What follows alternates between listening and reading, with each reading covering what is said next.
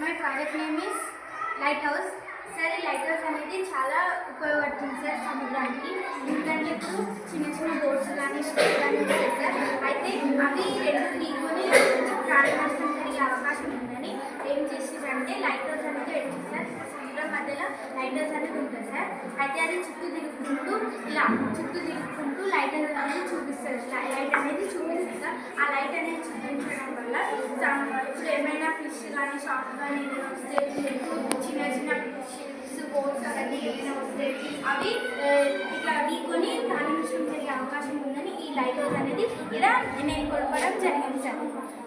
అయితే ఇది వచ్చేసి ప్రొజెక్టర్ సార్. ప్రొజెక్టర్ అనేది ఇలా చూపిస్తుంది సార్. ప్రతిబింబం సార్ ఇలా చూపిస్తుంది.